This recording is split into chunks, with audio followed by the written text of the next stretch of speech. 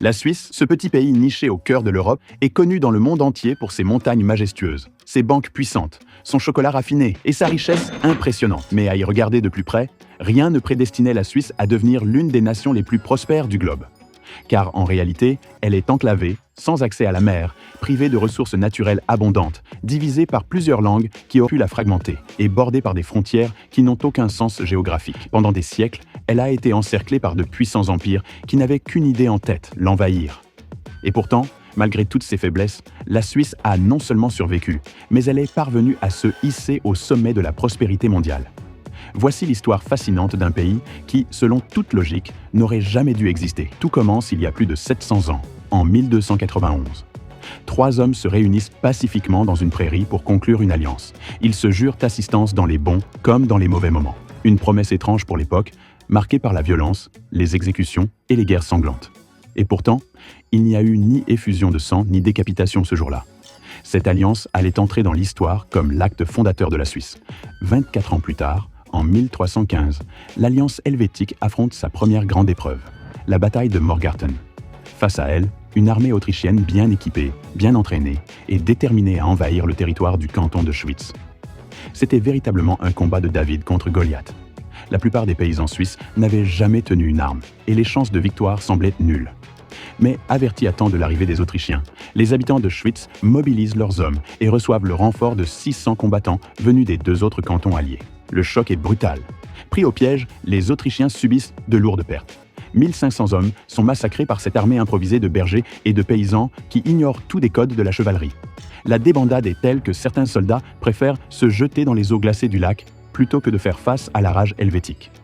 Cette victoire écrasante propulse la Confédération suisse sur la scène politique et militaire de l'époque. Peu après, la ville de Lucerne décide de rejoindre l'Alliance, bientôt suivie par Zurich. Petit à petit, la Suisse s'étend et se renforce. Durant les siècles suivants, ces villes helvétiques restent unies par des pactes successifs, à l'image des cités-États italiennes. Cela explique pourquoi la Suisse, contrairement à d'autres nations, n'a pas de grande capitale unique comme Paris ou Londres, mais un réseau de villes importantes, relativement équivalentes. Au début du XVIe siècle, la Confédération suisse s'impose comme une force redoutée. Elle bat les Autrichiens, écrase les Bourguignons et se forge une réputation d'armée invincible. En Italie du Nord, pas moins de 25 000 soldats suisses descendent sur les plaines, capturant ville après ville, jusqu'à s'emparer de Milan, alors sous domination française. Rien ne semble pouvoir les arrêter. Mais en plein 115, tout bascule. À Marignan, petit village italien, les Français infligent une cuisante défaite aux Suisses. On aurait pu s'attendre à ce que ces derniers se vengent, qu'ils organisent une revanche. Mais, contre toute attente, ils choisissent la paix. Ils rendent Milan et signent un accord avec la France. Ce geste, apparemment surprenant, allait en réalité marquer le début d'une tradition qui façonne encore la Suisse contemporaine, la neutralité. Même si la Confédération renonce aux grandes guerres, elle reste célèbre pour la férocité et l'efficacité de ses soldats. C'est alors qu'elle transforme cette réputation en véritable business. Pourquoi se battre pour soi quand on peut louer ses services et en tirer profit? Ainsi, l'un des tout premiers produits d'exportation suisse fut la main-d'œuvre militaire. Les mercenaires suisses, organisés en bataillons complets et réputés pour leur discipline, deviennent les plus recherchés d'Europe. Ils combattent pour presque toutes les puissances, parfois même les unes contre les autres. Lorsque les 2 camps avaient engagé des troupes helvétiques, ce mercenariat ne sera aboli qu'au XIXe siècle, à l'exception d'un corps encore actif aujourd'hui, la garde suisse pontificale, protectrice du pape. En 1798, l'histoire helvétique connaît un tournant brutal. Napoléon envahit et dissout la vieille confédération des 13 cantons. Il instaure la République helvétique, un État centralisé, et crée le drapeau national suisse. Mais l'expérience ne dure que 5 ans, avant que le pays ne revienne à une forme confédérale améliorée. Après la chute de Napoléon, le Congrès de Vienne de 1815 confirme l'indépendance de la Suisse et surtout proclame sa neutralité permanente. Ce statut de neutralité attire bientôt les richesses. Les élites européennes, inquiètes des guerres récurrentes dans leur propre pays, placent leur argent dans les banques suisses. Cela s'ajoute à un autre facteur déterminant, la loi du secret bancaire instaurée un siècle plus tôt. En Suisse, révéler des informations sur un compte bancaire est non seulement interdit, mais sévèrement puni. Dans un monde où la plupart des pays augmentent les impôts pour financer leurs conquêtes, la Suisse devient un refuge discret et sûr. Au XIXe siècle, le pays poursuit ses réformes économiques visionnaires. Suppression des tarifs douaniers internes, création d'une monnaie unique, le franc suisse, pour remplacer un chaos monétaire de plus de 800 pièces différentes, et liberté de circulation pour tous les citoyens à l'intérieur du territoire. À titre de comparaison, ces mesures ne seront appliquées dans le reste de l'Europe qu'un siècle plus tard. Le drapeau suisse, carré, une rareté mondiale partagée uniquement avec le Vatican, devient le symbole de cette unité retrouvée après des guerres civiles internes. Puis, en 1848, la Suisse adopte une constitution fédérale innovante basée sur un système de démocratie directe.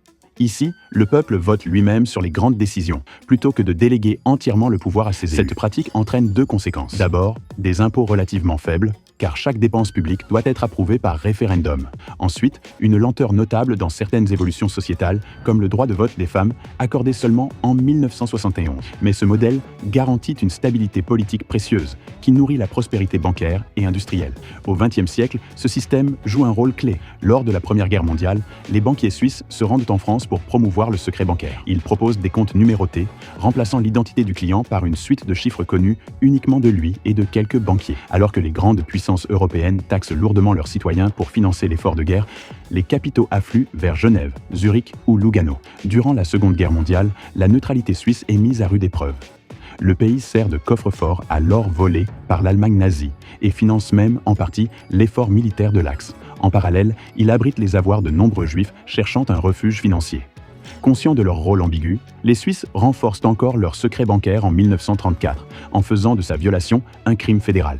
Lorsqu'en 1940, Hitler planifie l'invasion de la Suisse, les Helvètes préparent une défense acharnée depuis leurs montagnes et transfèrent des biens précieux dans des bunkers souterrains. Après 1945, alors que l'Europe panse ses plaies, la Suisse en sort presque intacte. Ses villes sont indemnes, ses infrastructures préservées. Résultat, une attractivité financière décuplée. La Suisse devient ce canot de sauvetage, où les fortunes du monde entier viennent s'abriter en cas de tempête.